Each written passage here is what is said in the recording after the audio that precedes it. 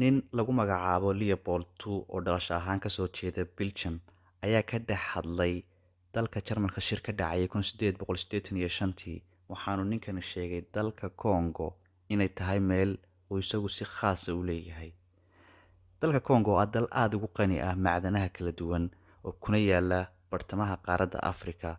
Waxaynu muuqaalkan kaga hadli doonaa sida ninkani uu dalka Congo u qabsaday ama u yeeshay ay u noqotay hanti isagu si gooni ah u leeyahay. Taariikhda waddankaasi iyo qaybtoodii gumeystaha ayaynu muuqaalkan diiradda ku saari doonaa. Daawasho wanaagsan. Waxaa laga yaabaa inaan ka yaabanahay sida hal qof uu dal dhan u sheegan karo oo shir uga dhex oran karo meeshaas anigaa leh magacaasaan la yidhaahdaa.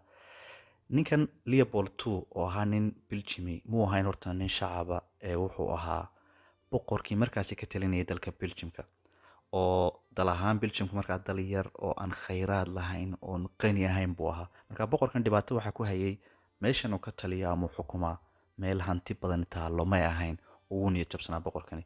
Marka boqorkani wuxuu ogaa nin la yidhaaho Stanley magaciisa dhammaystiran waa Henry Morton Stanley oo dhalasho ahaan kasoo jeeda dalka Mareykanka laakiin asalkiisii hore ah dadkii kasoo guuray dalka Wales ee Mareykanka saa ku deganaa. Marka ninkani wuxuu ahaa nin saxafiya wuxuu ahaa raggii ugu horreeyay ee wax ka soo qoray qaaradda Afrika. Marka ninkani si khaas ah wuxuu u gaadhay dalka Congo waxaa la yidhaahdaa waa qofkii ugu horreeyay ama saxafigii ugu horreeyay dalka Congo daafray ama discover reer galbeedka iyo waxaan macnaha usoo wariyey. Congo way jirtay Africa way jirtay laakiin dunidu waqtigaas dee may lahayn isgaadhsiin iyo sidan wax kasta loo mogeyn. Marka ninkan boqorka ka ah Belgiumka Leopold II wuxuu la xidhiidhay wariyahan Stanley lagu magacaabo wuxuuna ku casumay inuu u yimaado dalka Belgiumka. Sidaas ayuu wariyihiina ku yimid dalka Belgiumka. boqorkan Belgiumka haystaa markii uu casumay wariyahan Stanley uu Belgiumka ku casumay waxa uu sheegay in wariyahani ku laabto dalka Congo isagoo matalaya ama sheeganaya inuu yahay qof matala boqorka Belgiumka oo ah agent qof uu soo dirsaday boqorka Belgiumka macnaha wuxuu leeyahay wakiilkii waxaan ahay boqorka Belgiumka. Marka wariyahan shaqada loo diray waxa weeyaan inuu sheegto inuu sameynayo cilmi baadhisyo iyo inuu la dagaalamayo adoonsiga inuu la dagaalamayo si uu u sameeyo meel uu boqorkan Belgiumku isagu gooni u leeyahay. Marka wariyahan ama saxafigan waxaa loo soo xilsaaray inuu meesha ku laabto uu matalo nin boqorka ka socda la dagaalamaya waxa la yidhaahdo gumeysiga iyo dadka in ku tacadiyo cilmi baadhis inuu sameynayo. Marka si uu taa u sameeyo uu saxafigan Stanley wuxuu heshiisyo la saxeexday oday dhaqameedkii dalkan Congo.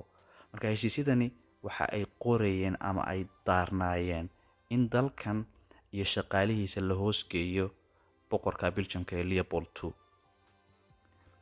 5 sannadood ee ugu horreysay ninkan saxafiga ee Stanley la yiraahdo loo soo diray hawshan uu ka wado Congo wuxuu ninkaasi kusoo guuleystay 5 sannadood inuu in ka badan 450 heshiis uu ka soo saxeexo oday dhaqameedkii iyo cuqaashi dalkan Congo. Dhibaatadu waxay ahayd odayaashu saxeexan ay gelayaan maysan garanayn waxa ka dhalan doona kaliya waxay aanaysanayeen oo ay ku bedelanayeen waxyaalo ay markaa u baahnayeen sida dhar, cabitaan, cunto iyo khamro. Marka baahidooda ayuu ninkan saxafiga ka faa'iideysanayay ninka Belgiumka ee soo dirayba. Intaas waxaa laga soo saxeexay 450 heshiis in ka badan. Marka heshiisyada la saxeexay ninkan saxafiga wuxuu ku laabtay ninkii boqorka ahaa ee joogay Belgiumka. Marka boqorkii wuxuu diray ergadii ugu horreysay wuxuu diray dalka Mareykanka Congress-kiisa u diray. Dabeetana Mareykanku wuxuu noqday dalkii ugu horreeyay ee ictiraafa ninkan boqorka Leopold II la yiraahdo inuu isagu hantidiisa goonida ay tahay dalka Congo. Sanadihii u dhaxeeyay 1884 ilaa 1885 waa markii dalka Jarmalka magaalada Berlin ay isugu yimaadeen gumeystayaashii reer Yurub iyo Mareykanku si ay u heshiiyaan sidii ay u qaybsan lahaayeen qaaradda Afrika.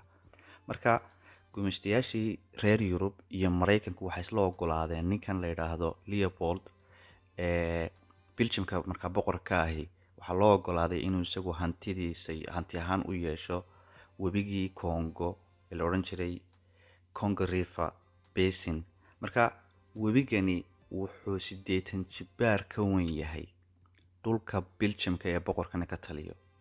dhulka dhan ee boqorkani ka taliyo, webigan iyo kaymaha la siiyey ee Congo ku yaala ayaa 80 jibbaar ka badan. webigani naanis ahaan ama magaciisa waxaa la yidhaahdaa The Lungs of Africa, waa sanbabadii qaaradda Africa. waa meel ciddii hantideeda heshaa ay iska ilaawi doonto cunto yarida, oo wax kasta halkaas biyo iyo cuntaba ay ku diyaar yihiin oo laga helaya ay nooc.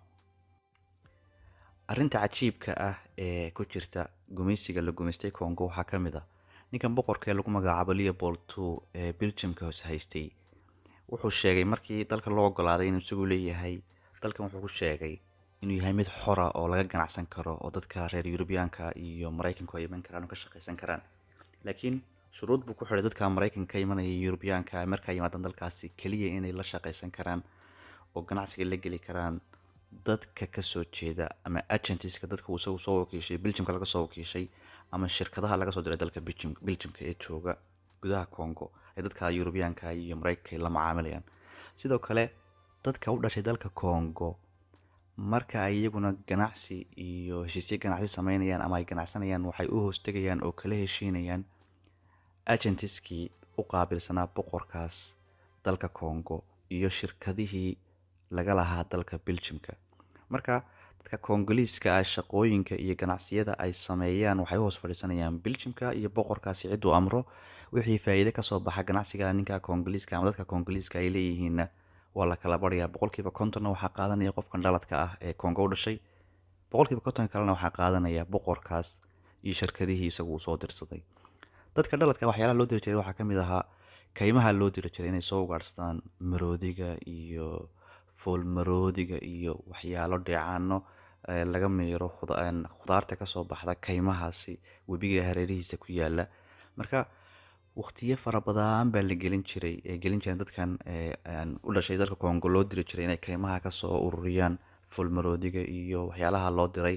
dhaqaalaha la siin jirayna wuxuu ahaa mar kasta mid kala bara, 50% waxaa la siin jiray iyaga, 50% waxaa qaadan jiray boqorkaas. laakiin waxyaalaha foolmaroodiga oo kale iyo waxyaalaha aan dalalkan Yurub aan oolin toos baa loo dhufin jiray. kuwa shaqaalaha waa la diri jiray, mushahar yar oo cunto iyo cabitaan iyo maryo iyo waxaas ayaa la siin jiray. maadaama dadkan u dhashay Congo shaqooyinka u badan lagu qabanayay oo macdan lagu soo gurayay, foolmaroodi lagu soo gurayay, ganacsiyadooda 50% la qaadanayay, dadkii dalkan u dhashay ka gadoodeen oo way diideen inay sidan ku shaqeeyaan.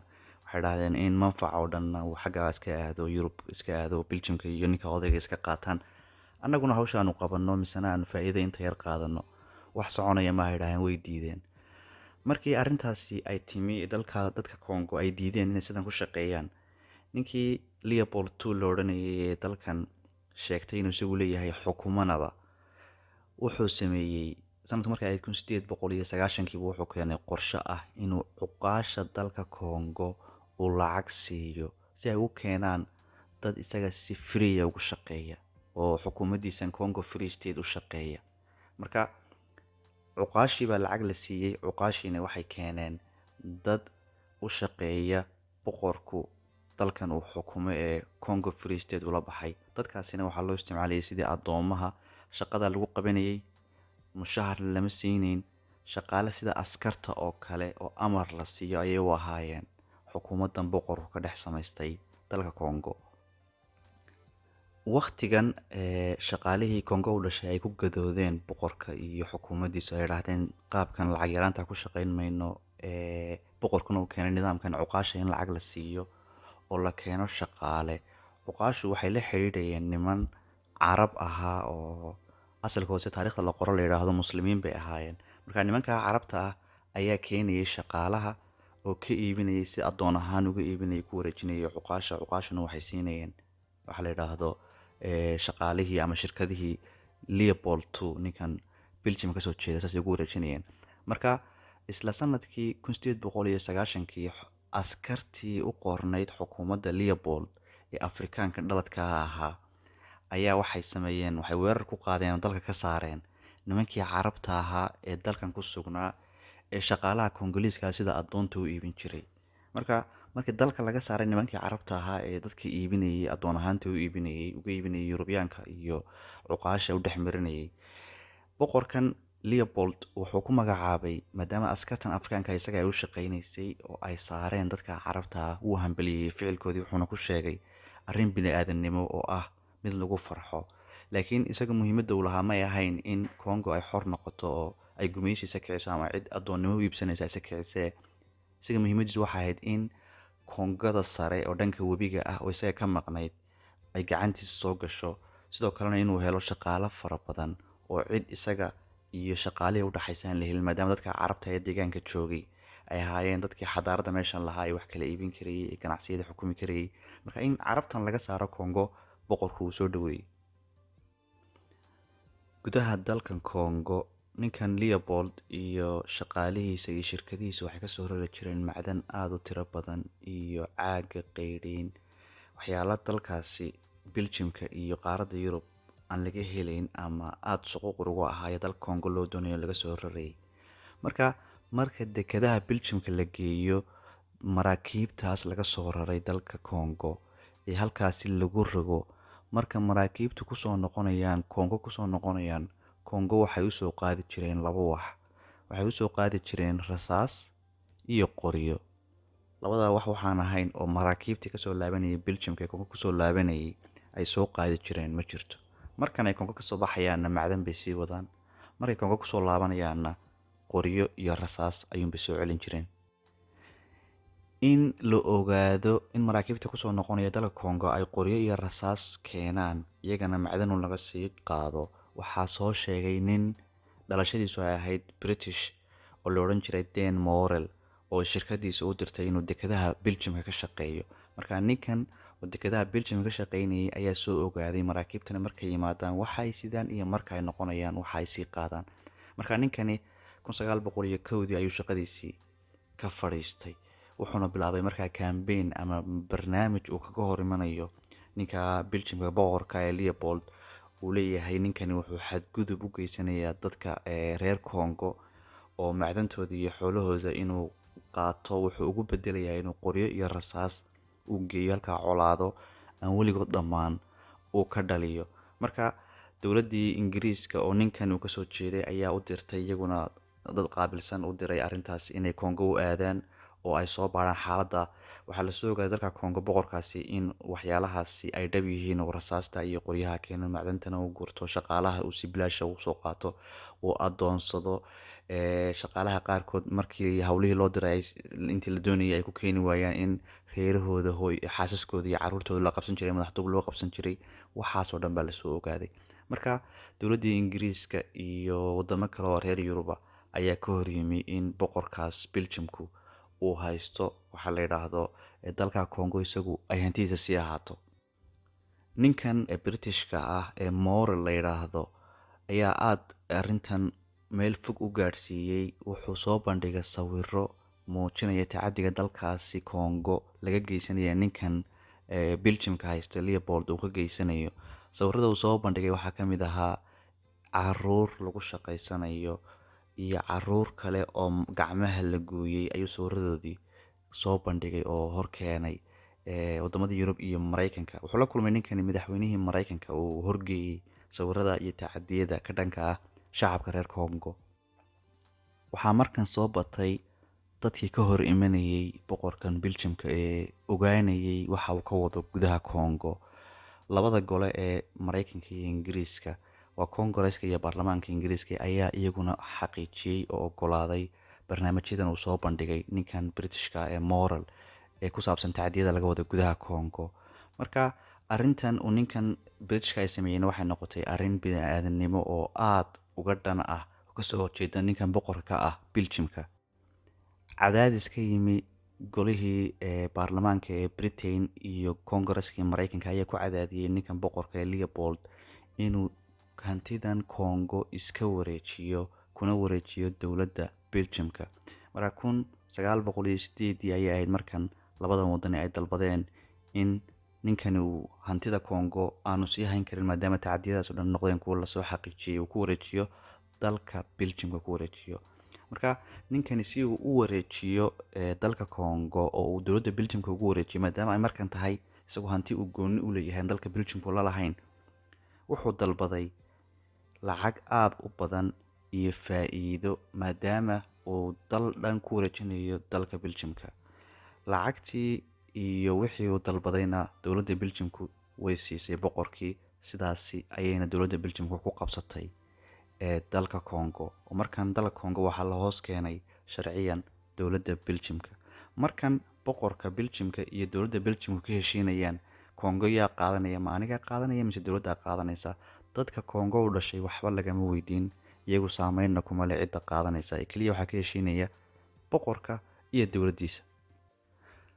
dowladdan Belgiumku markii ay qabsatay dalkan Congo ay ka wareejiyeen ninkii boqorka u ahaa dalkaasi, waxyaalaha ay wax ka bedeleen waxaa ka mid ahaa tacadiyadii faraha badnayd ee boqorkani uu ka geysan jiray Congo way yareeyeen sida la sheego, waxbay ka yara qabteen, laakiin inay dalkan macdantiisa iyo khayraadkiisa guraan oo Yurub iyo Belgiumka geeyaan sidii ayay u socotay, waana lasii xoojiyey.